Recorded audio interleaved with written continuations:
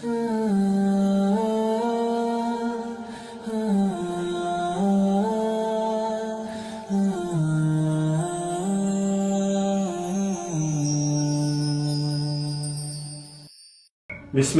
রহমানির রহিম।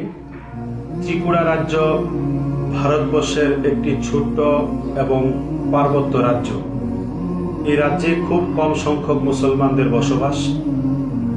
2015 সালে 14 জুন বিশ্ববিখ্যাত কারি দারুল উলুম দেওবন্দ মাদ্রাসার কেরাত বিভাগের প্রধান কারি শেখুল কুররা হযরতুল আল্লাম মাওলানা কারি আব্দুর রউফ সাহেব দামাত বারাকাতুহুল আলিয়া এবং ত্রিপুরা রাজ্য জমিয়ত উলামার সভাপতি হযরত মাওলানা মুফতি তৈয়বুর রহমান সাহেব হাফিজাহুল্লাহ উপস্থিতিতে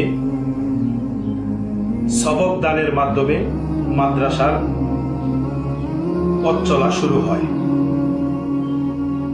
এই জামিয়া মাদানিয়া দারুল উলুম বিশালগড় একটি উন্নত মানের প্রতিষ্ঠান গড়ার লক্ষ্যে জাতির সামনে আদর্শ নাগরিক, আদর্শ চিন্তাধারা, আকাবিরে দারুল উলুম দেওবন্দের দৃষ্টিভঙ্গিকে প্রতিষ্ঠিত করার লক্ষ্যে আল্লাহ সুবহানাহু ওয়া তাআলার সন্তুষ্টির লক্ষ্যে পথ চলা শুরু করে 2015 সালে। 1 বছর যাবৎ অস্থায়ীভাবে বাড়িতে মাদ্রাসা পরিচালিত হয়। 1 বছর পরে মাদ্রাসার একজন খাদেমকে আল্লাহ সুবহানাহু ওয়া তাআলা স্বপ্নের মধ্যে দেখান। আওলাদে রাসূল হযরত মাওলানা সৈয়দ আসজাদ মাদানী সাহেব হুজুর গ্রামে রাহুতখোলা গ্রামে আসেন এবং খুব রাগের সাথে জিজ্ঞাসা করেন কেন মাদ্রাসার জায়গার ব্যবস্থা হয় না, এবং সেই স্বপ্নের মধ্যে একটি জায়গার প্রতি এক ব্যক্তি ইশারা দিয়ে বলেন কেন এই জায়গাটা নেন না। স্বপ্ন শেষ হয়ে গেল। স্বপ্নের 3 মাস পরেই ওই জায়গার মালিক মাদ্রাসায় জায়গা বিক্রি করার জন্য প্রস্তাব দেন। আলোচনার ভিত্তিতে এই জায়গায় ক্রয় করা হয়। এই জায়গার টাকা পরিশোধ করার মতো তখন মাদ্রাসায় সেই পরিমাণ কোনো ফান্ড বা টাকা ছিল না। সম্পূর্ণ আল্লাহ তাআলার উপরে তাওয়াক্কুল ও ভরসা করেই এই জায়গার ক্রয় করার সিদ্ধান্ত নেওয়া হয়েছে এবং বায়নাপত্র করা হয়েছে। প্রত্যাশা ছিল 5 বছরের মধ্যে জায়গার টাকা পরিশোধ করা হবে, কিন্তু আল্লাহ সুবহানাহু ওয়া তাআলার গায়বী নুসরতার মদদে রাহুতখোলা গ্রামবাসীদের বলিষ্ঠ আর্থিক ভূমিকার কারণে 3 দিনের মধ্যে আল্লাহ পাক এই জায়গার টাকা পরিশোধ করার ব্যবস্থা করেছে। পরবর্তী সময়ে ধারাবাহিকভাবে আরো 3 কানি জায়গা, বর্তমানে প্রায় 4 কানি জায়গা খরিদ করা হয়েছে। এই 4 কানি জায়গা খরিদ করার ক্ষেত্রে অসংখ্য ইমানওয়ালা দিন দরদি ভাই বোনেরা ভূমিদাতা হিসেবে অংশীদার হয়েছে। আল্লাহ তাআলা তাদেরকে ইহকালীন ও পরকালীন কামিয়াবি ও সফলতা দান করুন। তারপরে কিছুদিন পরে আস্তে আস্তে ছাত্র ভর্তির আবেদন আসতে থাকে এবং ছাত্র সংখ্যা বাড়তে থাকে। তাই মাদ্রাসার নতুন জায়গায় ছাত্রদের সার্বিক সুবিধাযুক্ত একটি 3 তলা বিশিষ্ট একটি ঘর নির্মাণ করা হয়। যেই ঘরের 2 তলা ঘর কমপ্লিট পরিপূর্ণ হয়েছে এবং বর্তমানে সেখানে প্রায় 180 জন ছাত্র আবাসিকে থেকে পড়াশোনা করে। পরবর্তী সময়ে এই সমস্ত ছাত্র শিক্ষকদের 5 ওয়াক্ত নামাজ এবং জুমার নামাজ পড়ার জন্য এখানে কোনো মসজিদ নেই। গ্রামের মসজিদে সংকুলান হয় না। তাই ভবিষ্যৎ পরিকল্পনা করে মাদ্রাসার প্রায় 4,500 স্কয়ার ফুটে একটা পাইল ফাউন্ডেশনের মাধ্যমে মসজিদ আল মাদানী নামে এক আধুনিক পদ্ধতিতে সার্বিক সুবিধাযুক্ত একটি মসজিদ নির্মাণ করার সিদ্ধান্ত গৃহীত হয়।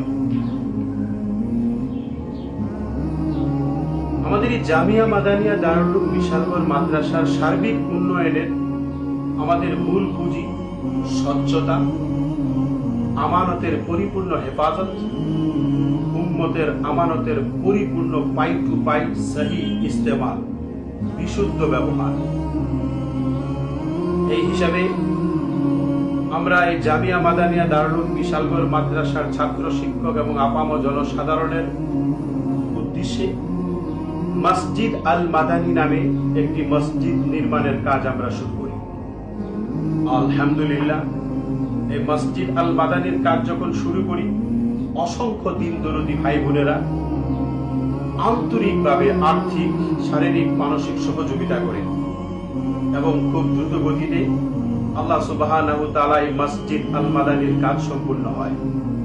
এই মসজিদ আল মাদানি প্রায় ৪,৫০০ স্কয়ার ফুট এরিয়া ফাইল ফাউন্ডেশনের মাধ্যমে এই মসজিদ আল মাদানির কাজ সম্পূর্ণ করা হয়েছে।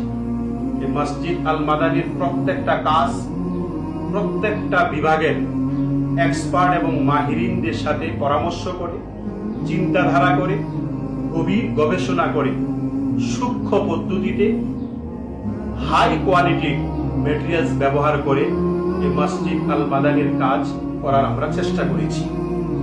যেহেতু ঘরটা বাইতুল্লাহ, আল্লাহর ঘর, আমাদের মনের প্রত্যাশা ছিল যে আল্লাহর ঘরটা সবার ঘরের থেকে উত্তম হবে।